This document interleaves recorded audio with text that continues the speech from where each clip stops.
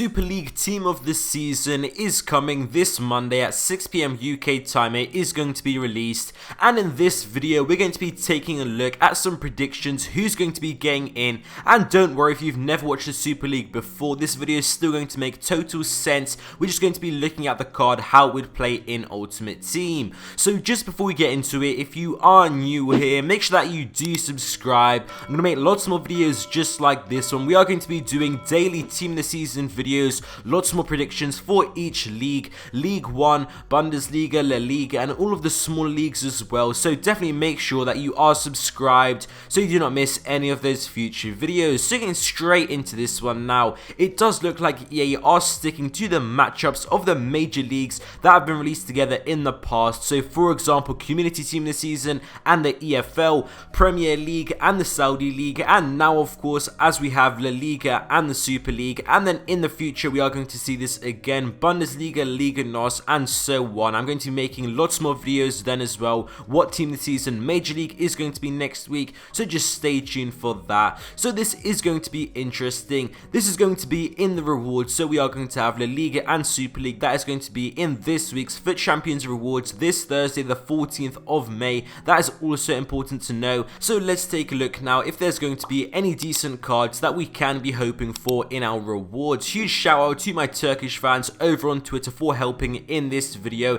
It was a huge help of course, because they do watch the league and they know all of the players that deserve to be in here, and also a few cards that EA might want to put in here even if they didn't play well but because of the hype. So let's get straight into it now. The highest rated card that has been claimed by some leakers is Visca. This card could actually be very nice, 93 rated, possibly have 99 pace. This could definitely be a really nice card, at least on the wing if you can fit him in your team, or even as a super sub. Definitely a card I wouldn't mind in my rewards. And now the next one, Sosa, 92 rated again according to the leaks. That is going to be his rating. He's going to be the second highest rated card, and I think this is going to be along with Soloth. He's the top Turkish league goal scorer, and he's a great link to all of the Norwegian cards. We have Erling Braut Haaland, we also have Odegaard. There's so many teams that he could potentially fit into. It is just going to be down to EA how they are going to make his card. They could make him very overpowered, as we can see here, this card that I have made.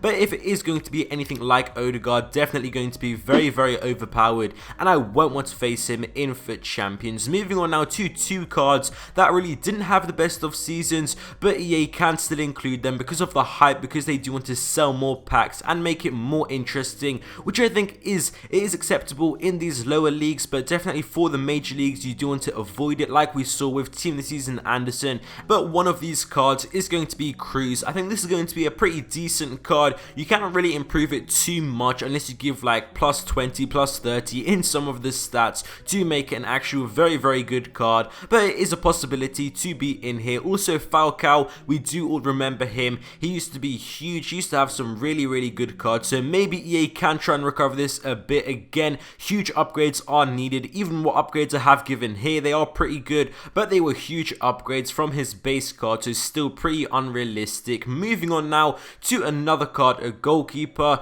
Musharella. I think this could be really good. Again, I've really upped his stats because he's not going to fit in many teams, and EA Sports need to keep this in mind. But in the few teams that he is going to be in, he should definitely do a solid job in there, and I think that would be pretty good. Another card in here, Nwakeme. I think this could be a really overpowered card. Nigerian, could possibly have some sort of links with Moses Simons, maybe something like that. But if EA again make this card very usable, might be a good super sub. And the last player I do have in here is Luis Gustavo. That used to play for Marseille, you might remember him. Once again, it is going to be a case of how EA are going to give out the upgrade. If it is going to be really good, maybe some people are going to try and hybrid him in. We did get a left back and right back SBC only a few weeks ago, so if he's really good, maybe affordable as well, maybe he could be in a few teams, but it all depends on EA's upgrade. Altogether we should have around 11 cards at least, just like we had with the Saudi League. Let me know down in the comments below if you guys are excited for this, maybe one or two cards that you are looking forward to. Definitely Soloth, I think that could be a really nice team. If you do have a Norwegian team, keep an eye out on him. Thank you guys for watching this video. I hope you guys enjoyed, and I'll see you next time.